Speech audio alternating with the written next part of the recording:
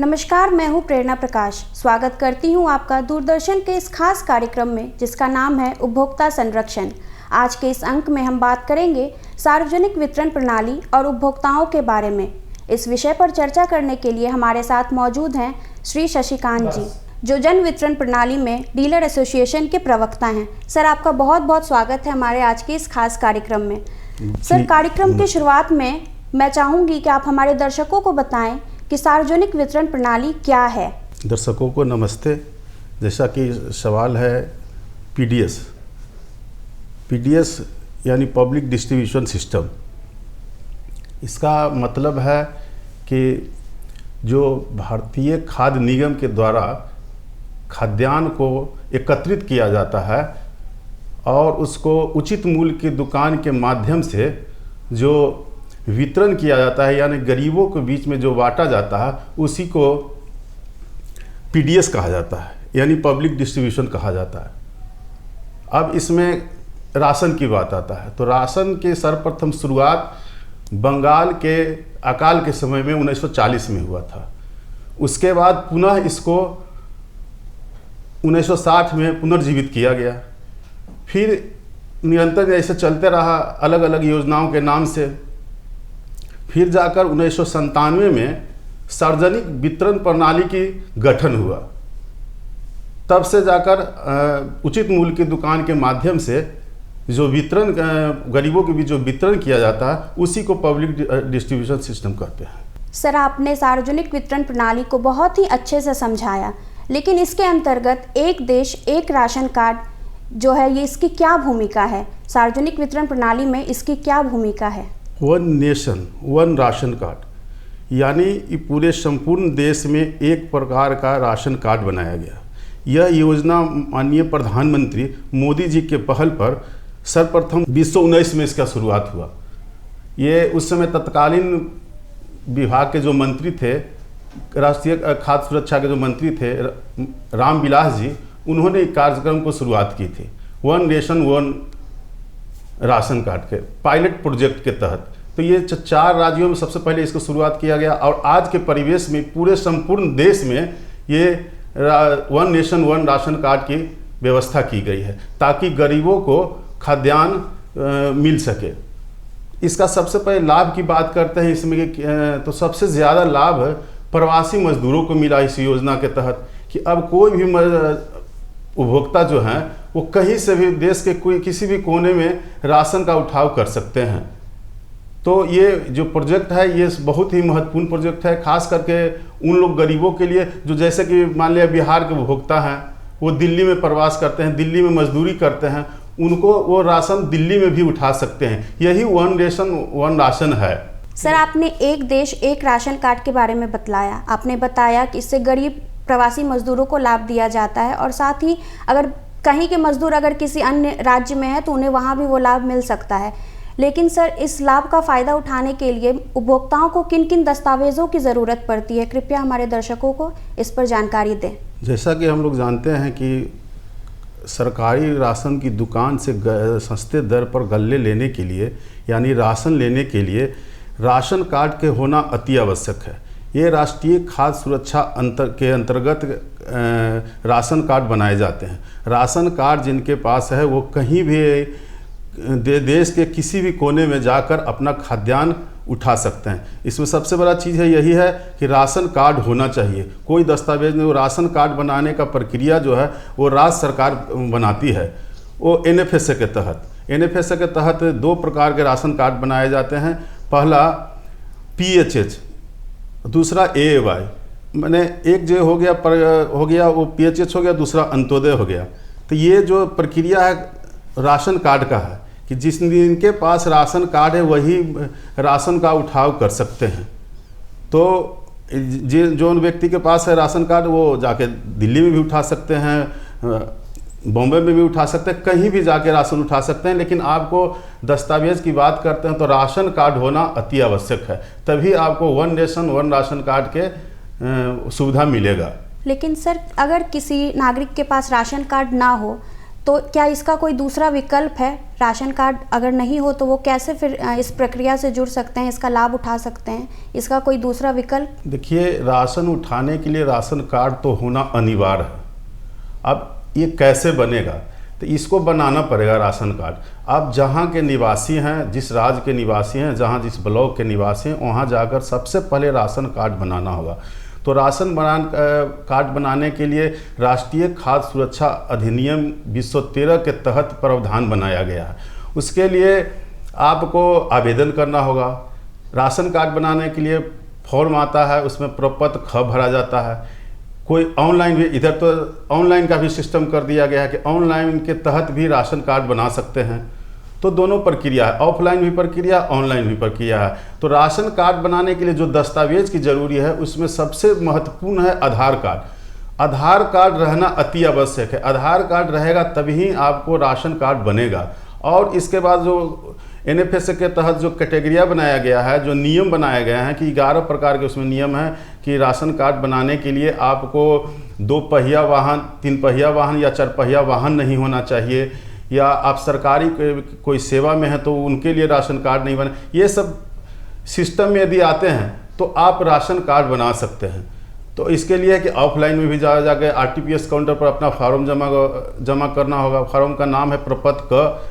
प्रपत्र ख को पूरी तरह से भर के आधार कार्ड सभी परिवार को, जैसे एक परिवार में 5 सदस्य है तो 5 का आधार कार्ड देना अनिवार्य है। एक घर के जो मुखिया हैं उनको बैंक का पासबुक का छाया प्रति देना है और इनकम सर्टिफिकेट भी देना है। तो ये सब दस्तावेज लेके आप सबसे पहले राशन उठाने से पहले आप अप्लाई कीजिए। राशन कार्ड बनेगा तभी आपको राशन उपलब्ध मुहैया कराया जाएगा। ऐसे राशन संभव नहीं है। बिना राशन कार्ड के आपको खाद्यान्न मिलने की जरूरत नहीं मिल सकता है।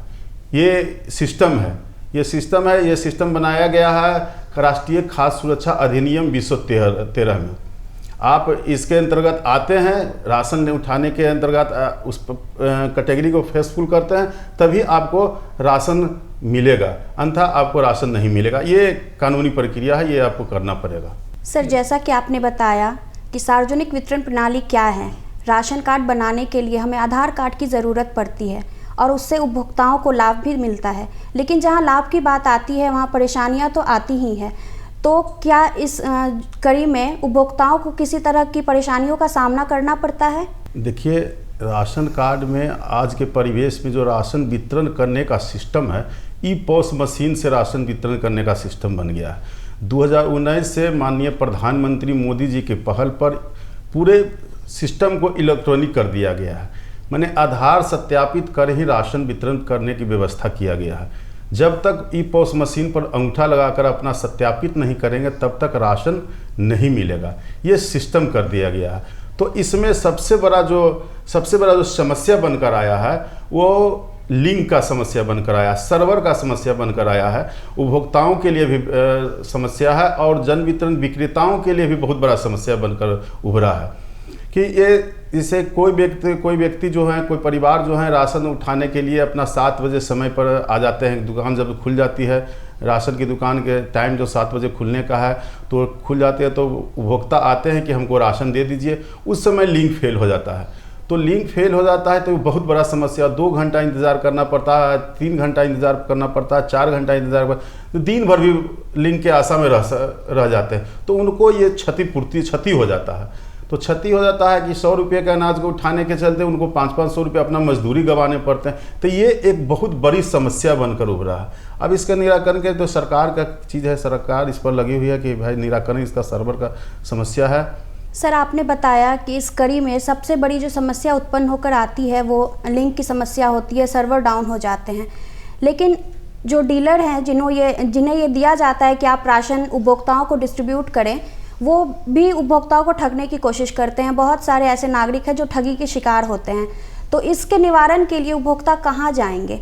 बिल्कुल, ये सवाल जो है ठगी का सवाल है।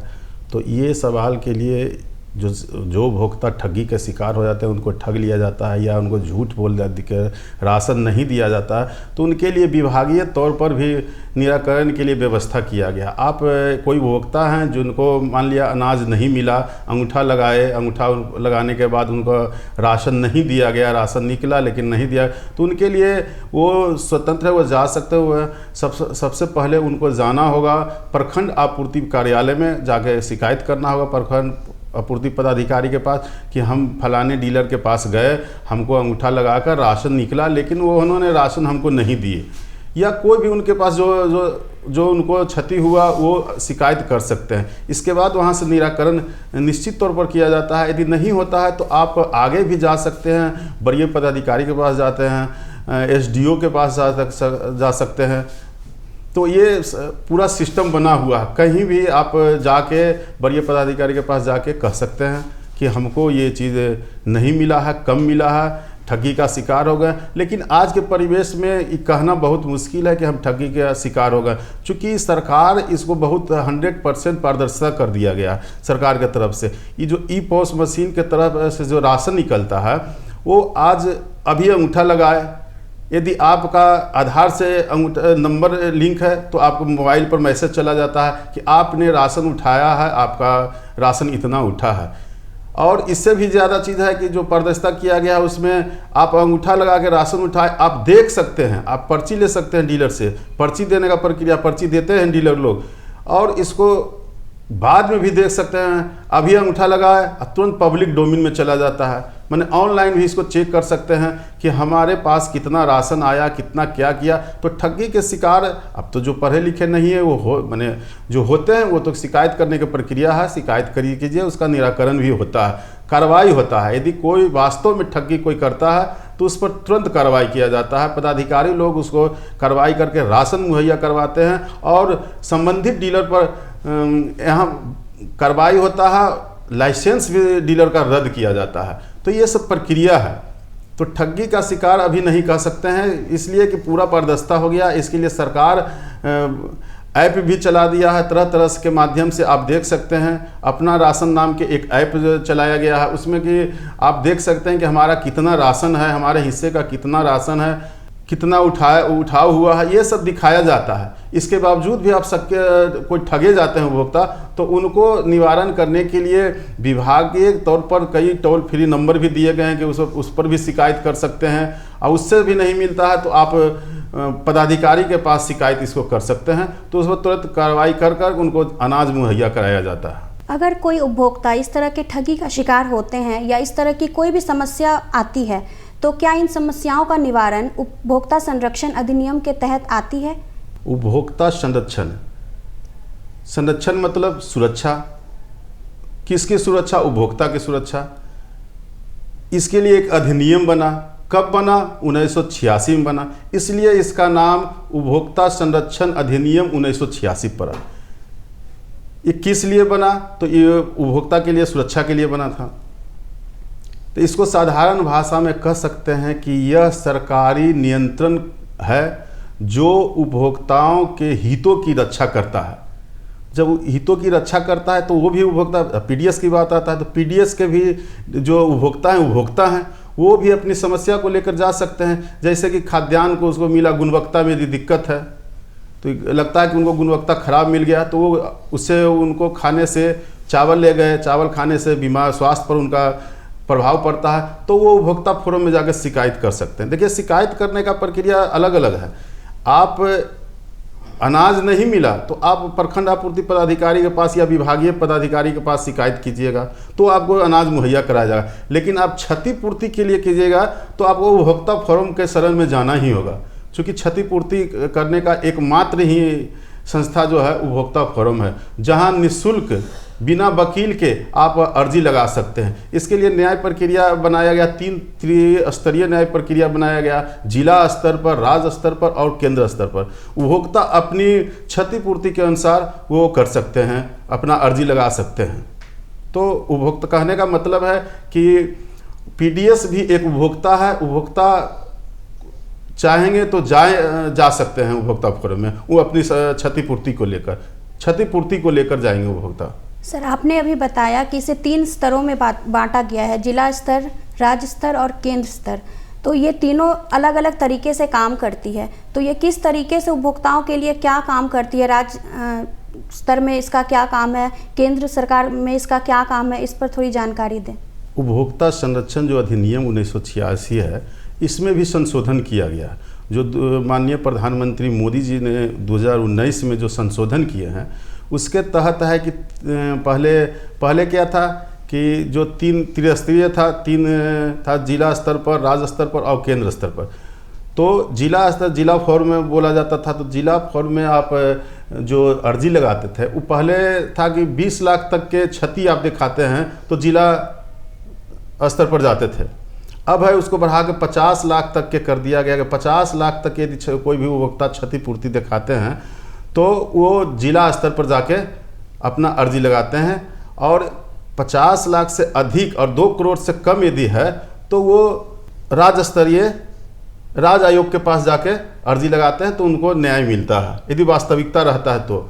इसी प्रकार अब केंद्र के मामला में है, तो केंद्र के में आप अर्जी लगाएंगे तो आपको 2 करोड़ से अधिक रहेगा तो राष्ट्रीय आयोग के पास अर्जी लगाना होता है, तो वो जाके आपको क्षतिपूर्ति कहीं से जो होता है आपको सत्य प्रतीत होता है तो वो आपको दिया जाएगा, तो कानून न्याय दिलवाता है। यही न्याय प्रक्रिया बना है। सर, हमारे देश में ऐसे भी बहुत से नागरिक हैं जो इस प्रणाली को लेकर अवगत नहीं है या जो इसके बारे में जिन्हें कम जानकारी है, तो सरकार क्या कुछ कर रही है उपभोक्ताओं को, नागरिकों को जागरूक करने के लिए? इस पर थोड़ी जानकारी हमारे दर्शकों के साथ साझा करें। बिल्कुल, ये जो सरकार का बहुत बड़ा मुहिम है कि कोई भूखा न मरे, इसके लिए राष्ट्रीय खाद्य सुरक्षा अधिनियम बनाया गया। उसी के तहत राशन कार्ड बनाने की जो प्रक्रिया है बनता है। अब इसमें है कि सरकार प्रचार करती है कि इसको सबको भाई सब कोई भूखा न मरे, इसके लिए राशन कार्ड का व्यवस्था किया गया है। पहला राशन कार्ड बनाया गया, 2 प्रकार के, अभी वर्तमान में 2 प्रकार के राशन कार्ड की व्यवस्था की गई। एक PHH प्रायोरिटी हाउस होल्डर और दूसरा AAY माने अंत्योदय अन्न योजना। तो पहले की बात के PHH की बात करते तो PHH कार्डधारियों को कौन उसका कार्डधारी बन सकते हैं, इसका 11 प्रकार के उसमें नियम दिए गए हैं। उस फॉर्म का नाम प्रपत्र क है, उसमें 11 प्रकार के नाम दिए गए हैं, जिसमें कि सबसे पहला है कि आप सरकारी का सेवा न हो, सरकारी सेवक न हो, आप रिटर्न न भरते हो, कोई भी घर के कोई भी सदस्य को 10,000 से ज़्यादा इनकम न हो, तो ऐसे लोगों को PHH की श्रेणी में रखा गया है। और अंत्योदय का जो श्रेणी है, ये अंत्योदय का जो श्रेणी है, इसमें गरीबी रेखा से नीचे में झुग्गी झोपड़ी में बसर करने वाले लोगों के लिए ये रखा गया कि अंत्योदय अन्न योजना मिलता है। तो ये प्रक्रिया है, इस प्रक्रिया के अंतर्गत ही खाद्यान्न का उपलब्ध किया जाता है। सार्वजनिक वितरण प्रणाली के अंतर्गत अनाज कितने यूनिट में बांटा जाता है और ये कितने अंतराल पे दिया जाता है? खाद्यान्न वितरण करने की व्यवस्था है और राशन कार्ड के अनुसार वितरण करने की व्यवस्था है। मैंने पहले भी बताया कि 2 प्रकार के राशन कार्ड है, एक PHH एक AAY। तो PHH जो सिस्टम है उसमें प्रत्येक व्यक्ति के अनुसार मिलता है, यानी कि जो एक राशन कार्ड किन्हीं के पास है उनमें 5 लोग हैं तो प्रत्येक व्यक्ति को 5 kg खाद्यान्न मिलने के प्रावधान है। 5 kg में अभी की जो वर्तमान में जो वितरण व्यवस्था है उसमें 1 kg गेहूं और 4 kg चावल, यानी कुल मिला के यदि 5 व्यक्ति हैं तो 20 kg आपको चावल दिया जाएगा और 5 kg आपको गेहूं दिया जाएगा। हालांकि अभी जो वर्तमान में वितरण व्यवस्था है इसमें प्रधानमंत्री गरीब कल्याण अन्न योजना के अंतर्गत निःशुल्क सेवा है। प्रधानमंत्री के द्वारा यह निःशुल्क चलाया गया है कि 100% 100% किसी से एक पैसा नहीं लेना और सबको निःशुल्क मिल रहा है। ये दिसंबर 2023 तक चलेगा। और दूसरा अंत्योदय का क्या सिस्टम है कि वो परिवार में या तो 1 सदस्य रहें या 10 सदस्य रहें, उनको 35 kg खाद्यान्न उपलब्ध किया जाएगा। तो 35 kg में आपको 7 kg गेहूं दिया जाता है और 28 kg चावल दिया जाता है। आप 1 आदमी रहें या 10 आदमी रहें, 10 व्यक्ति उसमें रहें, वो 35 kg के हकदार हैं, उनको 35 kg दिया जाता है। ये अंत्योदय अन्न योजना का सिस्टम है। सर, अगर हम सरकार की बात करें तो सरकार लगातार उपभोक्ताओं के हितों के लिए काम करती आ रही है, नई योजनाएं लाती है ताकि उपभोक्ताओं को इसका लाभ मिल सके। खास तौर पर सार्वजनिक वितरण प्रणाली पर ध्यान देती आ रही है। इस विषय पर आप अपनी जानकारी हमारे दर्शकों को दें। बिल्कुल, जो अभी के सिस्टम है, जो वितरण व्यवस्था का जो सिस्टम है, ये पूरे पारदर्शिता के लिए इसे ई पॉस मशीन के माध्यम से राशन वितरण करने की व्यवस्था की गई है। इसके लिए सरकार तरह तरह के प्रचार भी कर रहे हैं, लोगों को बता रहे हैं कि भाई आप राशन, आपका इतना राशन मिलता है, इतना प्रत्येक व्यक्ति को 5 केजी के हिसाब से मिलता है। आप इसके लिए पब्लिक डोमेन में दिखाया गया है कि आपको कहीं भी नहीं है तो आप राशन का यदि उठाव करते हैं तो आप डीलर से पर्ची लीजिए। ये सब व्यवस्था की गई है। इस व्यवस्था के तहत राशन वितरण किया जा रहा है। सर, हम कार्यक्रम के अंतिम पड़ाव पर आ चुके हैं, तो आप हमारे दर्शकों को क्या संदेश देना चाहते हैं?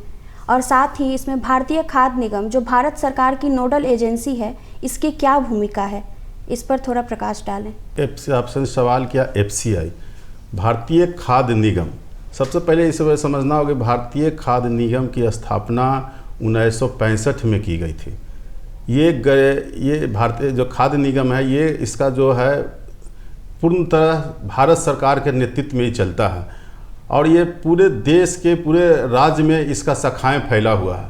इसका काम जो है, ये किसानों से खाद्यान्न लेकर खरीदने का काम है, उसको स्टोर करते हैं और वही स्टोर करके वो गरीबों के समय समय पर गरीबों के लिए PDS सिस्टम के तहत बांटने के लिए दिया जाता है। यानी उचित मूल्य के माध्यम से जो राशन आते हैं वो FCI के द्वारा ही आते हैं, तभी जाकर गरीबों के बीच खाद्यान्न वितरण किया जाता है। कहने का मतलब है कि FCI और जन वितरण विक्रेता ये दोनों एक अंग है जिसके माध्यम से खाद्यान्न उपलब्ध किया जाता है और गरीबों के बीच खाद्यान्न दिया जाता है। अब रह गया संदेश की बात, तो संदेश में मैं सबसे पहले उपभोक्ताओं का एक बड़ा संदेश देना चाहता हूं कि विभाग के आदेश के अनुसार सभी राशन कार्डधारी को जिनके पास राशन कार्ड है और वो आधार लिंक नहीं है, तो 30 जून 2023 तक अति आवश्यक है आप आधार लिंक करवा लें। आधार लिंक करने के लिए निःशुल्क है। किसी भी PDS दुकान पर जाकर अपना आधार को लिंक करवा लें। यदि आपका राशन कार्ड में नाम में गड़बड़ी है, नाम कुछ और, पहले हुआ क्या था कि पहले ये 2011 के जनगणना के अनुसार राशन कार्ड बन गया था, तो उसमें बहुत उपभोक्ता के पुकारू नाम से राशन कार्ड पर नाम चढ़ा हुआ, आधार कार्ड अभी दूसरा नाम से है, तो ये समस्या है। इसके लिए भी निराकरण किया गया है कि यदि ये गलती है तो उसके लिए आप अपने प्रखंड में जाएं, प्रखंड में जाकर RTPS काउंटर पर प्रपत्र ख भर कर दें और नाम सुधार कर आधार कार्ड चढ़वा लें। ये अति आवश्यक है। सर, आपका बहुत बहुत धन्यवाद हमारे साथ इस कार्यक्रम में जुड़ने के लिए और हमारे दर्शकों को वो तमाम महत्वपूर्ण जानकारियां देने के लिए। आज के अंक में हमने बात की सार्वजनिक वितरण प्रणाली के बारे में और हमने अपने अतिथि से जाना कि वो कितना ज़रूरी है। इसका लाभ लेने के लिए हमें आधार कार्ड होना बहुत ही ज़रूरी है। आज के अंक में इतना ही। अगले अंक में हम फिर मिलेंगे एक नए विषय के साथ। तब तक के लिए मुझे यानी प्रेरणा प्रकाश और मेरी पूरी टीम को दीजिए इजाज़त और देखते रहिए DD बिहार। नमस्कार।